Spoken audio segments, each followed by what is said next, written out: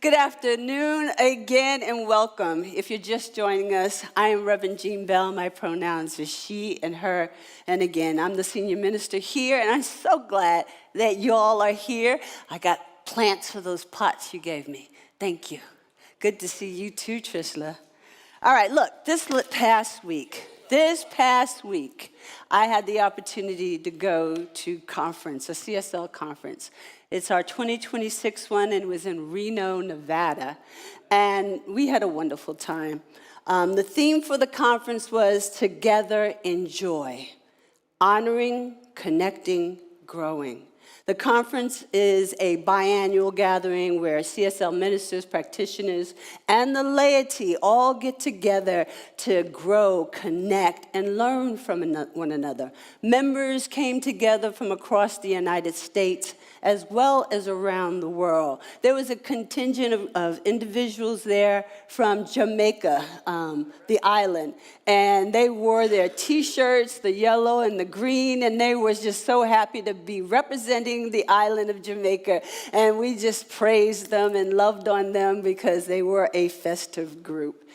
And we had uplifting music. We had Reverend Melissa and Reverend Z, and I think some of you remember them, Oh My God Life. They came and performed here, and a host of other singers. We had a wonderful keynote speaker. It was our Reverend Cynthia James. I think some of you remember her.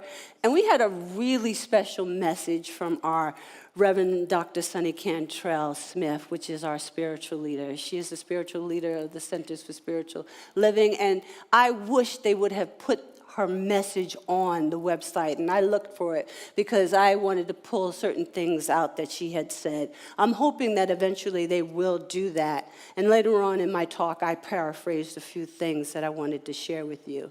So we had lots of workshops, both personal and community growth type workshops, and of course, we had a closing disco dance party. The resort had a disco up on one of the top floors, which you could reserve, and they reserved the entire place out for us. And it was so wonderful to see people of all ages cutting up. I mean, they were out there on the floor having a really good time. And some of them, and the theme of the dance party was Come as God.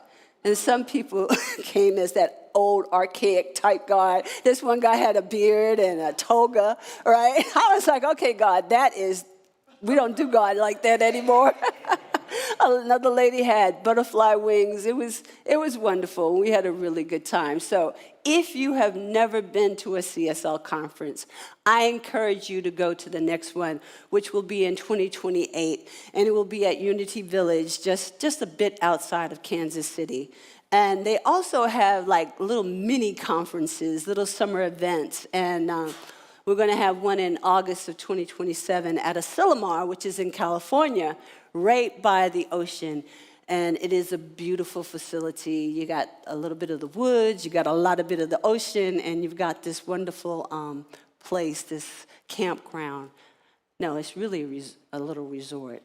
Now, Asilomar holds a special place for our organization. It was one of our founder, Ernest Holmes, it was one of his favorite spots. And he had given many, many conferences in the past there. So there's a lot of history, our history associated with Asilomar. And you can find a lot more of this information on the CSL.org website. So go out there and definitely take a look. All right, so now that I did the infomercial, our theme for the month is Name It. And I decided to name this particular talk title, It Takes Courage. It takes courage to do the work to name, heal, release, be done. Just be done with anything or anyone, any archaic, harmful beliefs, negative thought patterns or phobias. It takes courage to be done with those things, to personally seek to move into our authentic selves that are not burdened down by all these things that I mentioned. Even on a collective global scale, Pope Leo, the first American-born pope, he had the courage to name what is happening and what is not life-affirming behavior in our world today. He said Saturday evening, he said, enough of the adultery of self and money. Enough of the display of power. Enough of war. That took courage to say when there are powerful voices in the world that have demanded him, and other religious leaders to come into alignment with their disruptive, warmongering, and self-centered ways. The wars they rage, they say, are religious wars. A religious war, we know there is no such thing. Our spiritual leader, Reverend Sunny, did kind of the same at our conference Tuesday evening. She said, and again, I'm paraphrasing, that we are here to shine the light of the science of mind principles out into the world that has been engulfed in darkness, that has been engulfed in otherness, that has been engulfed in greed, war, and all of the other non-life affirming BS. The BS was my emphasis, not hers.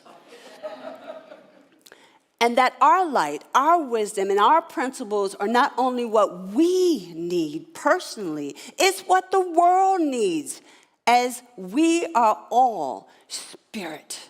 We are all spirit, and we know that spirit can only do for us as it can do what? Oh, y'all, do listen to me.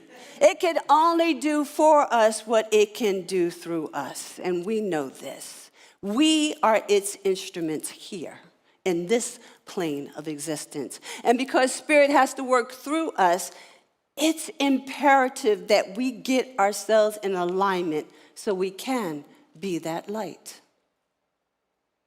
So, on a personal note, the reason naming it is so important is because there are things in our lives that we are not willing to name. Or perhaps we have named it, right? But we're just not willing to go there because it's too painful. We're not willing to face it, deal with it, admit that it is an issue because you got to admit it.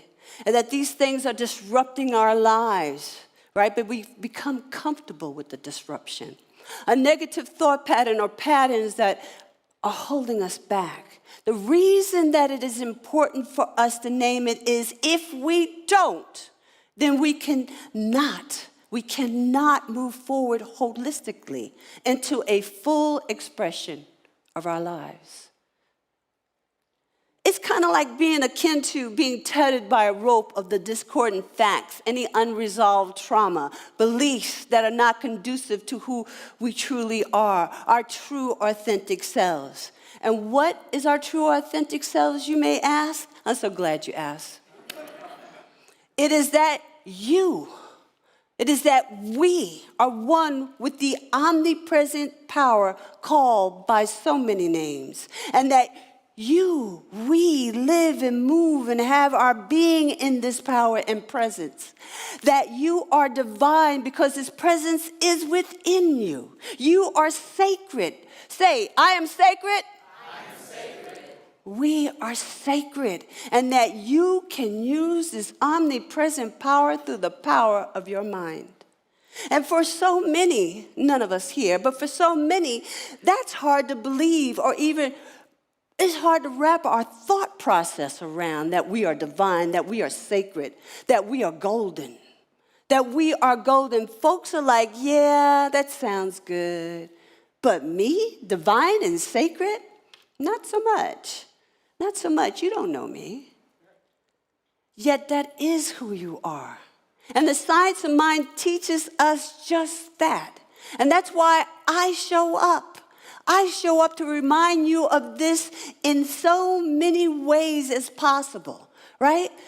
I'd be like, okay, I said that last week. Can I say that differently this week?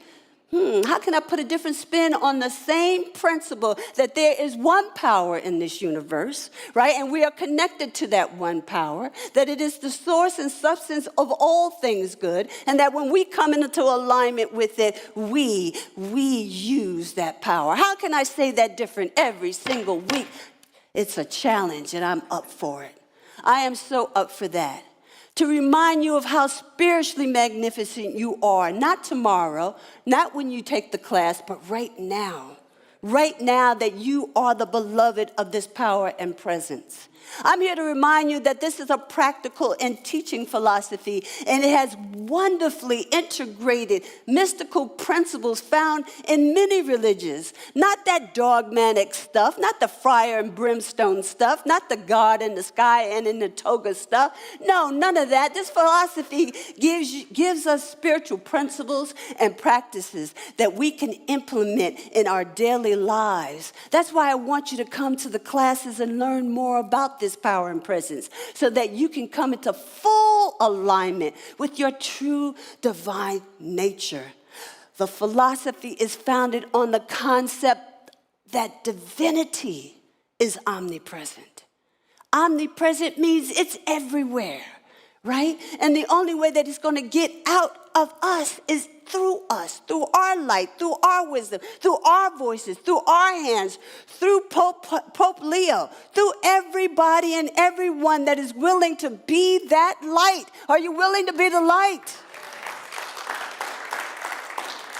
Ooh, right? And so when we learn more about these things, we start to operate and become consistent with the spiritual laws, right? And when we understand them, we can truly use them.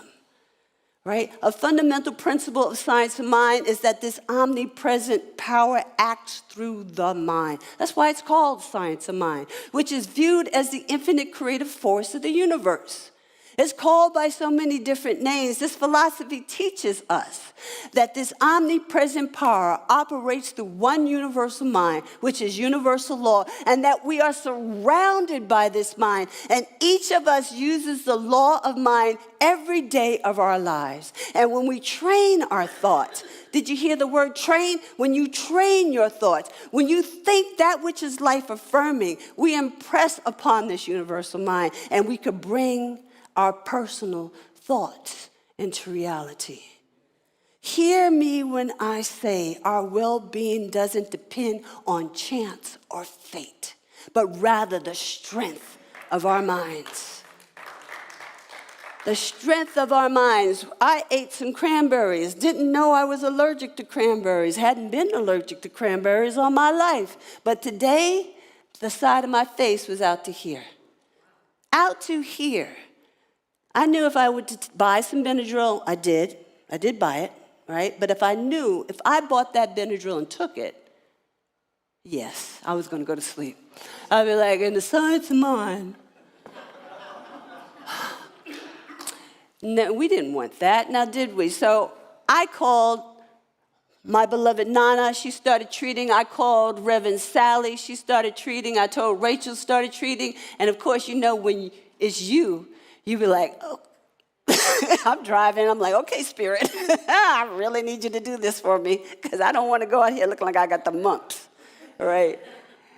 That's why I called, right, the ministers and the practitioners to treat for me, right? Because when it's happening to you, sometimes you can't see through that fog, right? Even me, I can't see through the fog. I'll be like, excuse me, can you treat for me? Okay, thank you. The thing is untrained thoughts, right? We're talking about those trained thoughts, right? They impress on this law. But I want you to know that untrained thoughts are also impressing upon this universal mind, and we need to be mindful of that. We need to be mindful of that. And that's why it's important that we understand that we are working with a definite power that receives the direct impress of our predominant thoughts and acts upon them. Always. We learn in our science of mind classes that same creative power, that spirit, God, source, energy, you call it what you want to call it, that same creative process that spirit uses, we also use. Ernest Holmes said, I swear he did. Ernest Holmes said, okay. Ernest Holmes said in the Science of Mind book, tell us, within us, then, there is a creative field, which we call the subjective mind. Now, our individual use of that creative field, that creative process, that creative medium, you see all these terms, that's why you got to go to class, right? Is our own subconscious mind. Around us, there is a field which we call subjective. In this case, subjective means that which is influenced by, impressed upon by our conscious minds, our thoughts, right? One is universal, right? Spirit and law are one. Spirit don't have to I need to use this creative process. We have to figure that out for ourselves, right? Spirit thinks a thought, and it automatically flows. Because spirit doesn't argue with itself, just us. We do that, right? So, one is universal, spirit, and the other is individual, but in reality, they are all one. We are always connected to spirit, to this law. So we use it consciously or unconsciously. Now, Ernest Holmes is screaming at us because he wants, this is not my emphasis on the capitalization. This is exactly coming out of the Science of Mind book. And he says, there is one mental law in the universe. And where we use it, it becomes our law because we have individualized it, because we have accepted it for ourselves. So the emphasis is his. Now let's unpack that a bit. Spirit, the creative force in the universe, creates from its own consciousness, creates through its thought process, and we enact the same creative process as spirit does. Do you hear what I'm saying to you? Your thoughts are creative. We do the same, and it's just not that simple, though. I'm just giving you the icing on top of the cake. But the Science of Mind cake has so many levels, right? So many levels. I think I have a few practitioner students in here. They'll tell you that, right? They'll tell you oh, okay, I didn't know that, all right. Ernest Holmes tells us that the law is a law of reflection. For life is a mirror, reflecting to us as conditions. What else could be said as a condition? Manifestation, demonstrations, the world of effect, things that are happening in the world, right? Reflecting to us as conditions, the images of our thinking.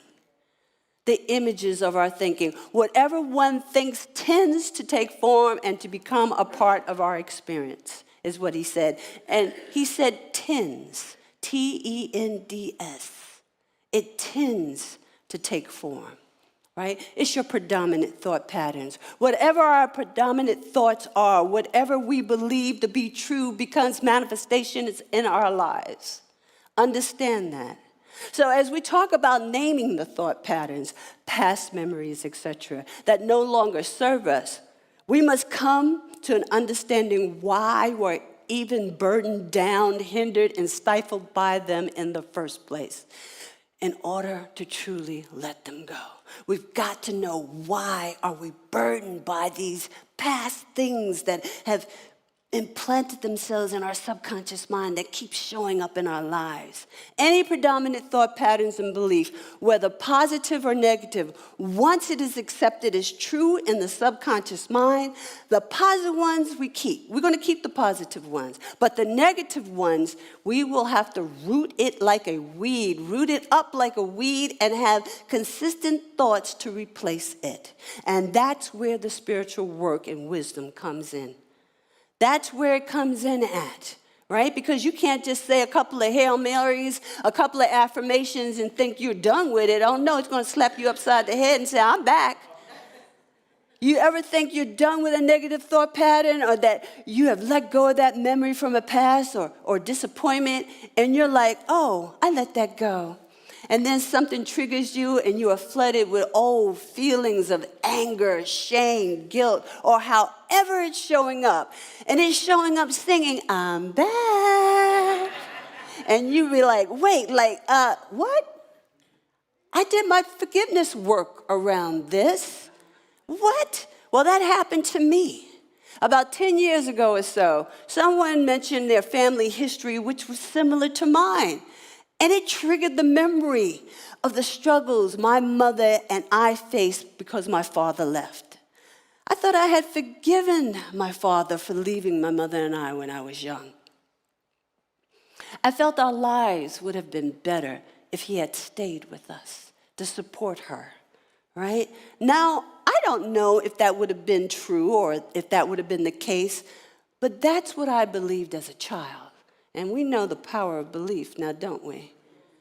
So I flinched a bit because it triggered anger, and that anger rose up in me. And at that point in time, I realized I have to name what I'm feeling, truly face it and not push it away. You see, that's what I did when I thought I healed it. I pushed it away. I did my Hail Marys, my affirmations, or whatever the heck I did.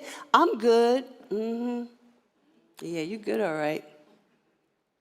I pushed it away thinking that was effective enough, that was sufficient enough to heal me from those past perceptions of hurt and resentment. I had to admit to myself that I didn't fully face the pain so I can move through it. I just pushed it away back into the recesses of my subconscious mind. But it was still there, and I still had unhealed father issues, which led to other issues like abandonment issues, trust issues, all the issues. I truly thought I was done with all of that. And so I had to do my work. I had to do more work. This time, not push it away, but to name it. To name it, to journal it, to seek counseling, to do all the things that I needed to do to truly let it go. And the first step in the healing process is to name the thing for what it is. We need to name it for what it is and then take courage not to simply push it out of conscious focus. It takes the spiritual practice of self-awareness. How many of you that knew that spiritual practice, there was a spiritual practice called self-awareness? How many of you knew that? A few. Self-awareness is one of the least talked about spiritual practices. And from what I have observed, there are many people walking among us on this planet that are not self-aware. Thereby, they keep circling with their issues like a hamster on a wheel, wondering why they're not getting anywhere. I know that doesn't pertain to any of us. Self-awareness involves recognizing and understanding one's very own motivations, our internal dialogue, right? Being aware what is constantly repeating in your head. What are you thinking about, right? And all of our underlying beliefs that we have gathered since J-High, things that we've come to believe. It requires an active commitment to observe and accept responsibility for both our internal and our external decisions. Remember, creation happens twice. This is important for you to know. It happens twice, once in the mind and then in manifestation, right? Anything that you see here in this room happened first in mind. Everything, all of life happens first in mind, right? And so, thus the reason for accepting responsibility for our internal and external decisions, because they're all ours. Self-awareness serves as the fundamental basis for making informed and intentional choices. And one of those intentional choices for me was to be healed from my past traumatic memories that no longer served me. It was important. And the reason why it was so important, that kind of anger that I felt, even as a child, growing up as a teenager, for my father, for leaving my mother and I, no one should be carrying around that type of anger. No one. I was mad. I was angry. And for it to come back up many years later, meditation is another spiritual practice that encourages greater self-awareness. When we sit quietly, we create space. within ourselves to notice our own consciousness and observe our thoughts and emotions as they come and go without getting caught up in judging them. Although sometimes you can get caught up. You can't just let them float by. You're like, oh, No, I'm not supposed to be doing that. Just notice it. This practice enhances self-awareness, which is sorely needed in naming and facing any discordant fact so we can move on to the spiritual truth about ourselves, which I will say again, you are divine, you are sacred, and you are loved. All of you.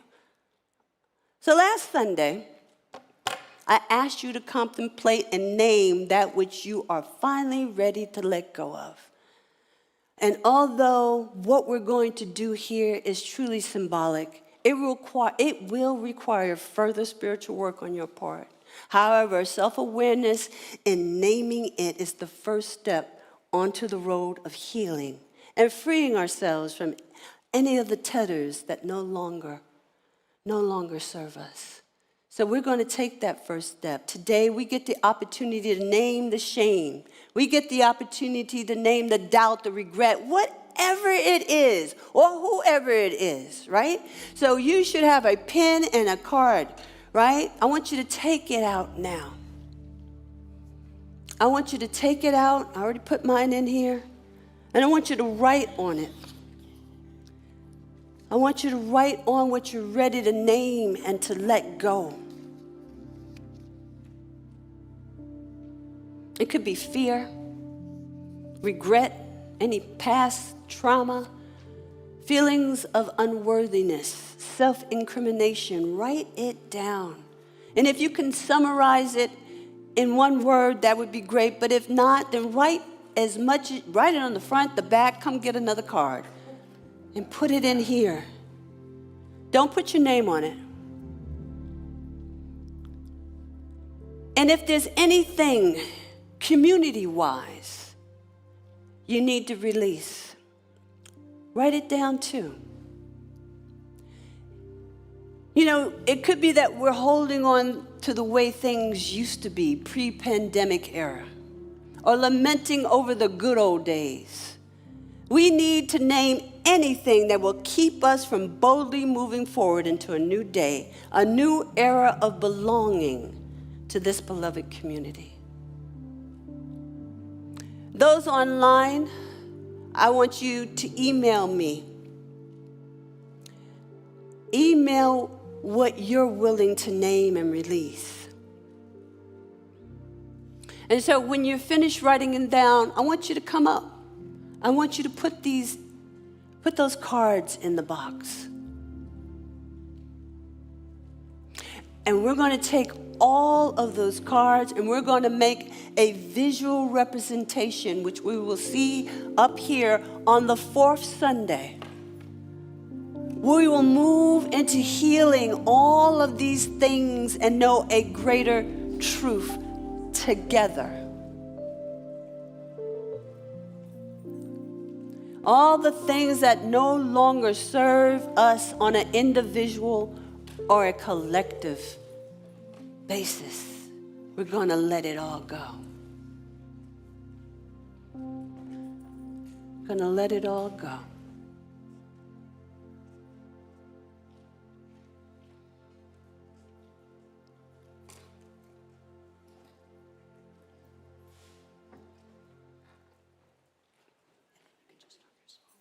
And as we finish up here, we're going to say something together.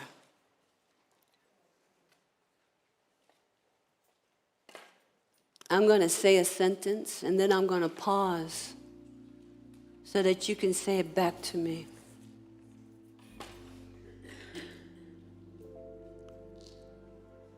Now remember, I'm going to put all this together, and next week is the kirtan, the satsang. So on the fourth Sunday, we're going to have all this together. And though this month, the month of April, our theme is Name It, May, our theme will be Heal It. And all month long, we're going to be working on healing anything that we no longer want in our lives. And then in June, we're going to move into a different way of being. We're going to claim it. We're going to claim what we want. We're going to claim whatever it is that we want to show up in our lives, right? In our communities. We're going to do that. So this 3 months, we're going to have the opportunity to name it, heal it, claim it. All right.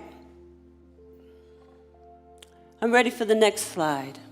I'm going to say this, and I'm going to ask you to say it back, sentence for sentence. I name and let go of anything that doesn't benefit me anymore.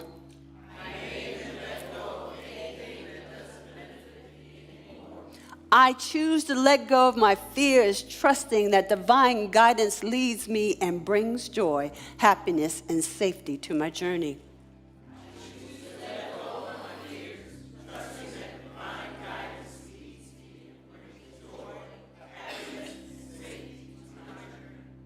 My life is guided by a higher power, ensuring that I am protected and supported through all situations.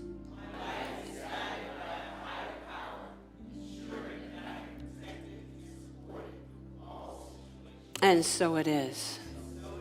Remember, you are divine and sacred. Act as if it is so, and so shall it be. And so it is. Much love, SLCA. Much, much love.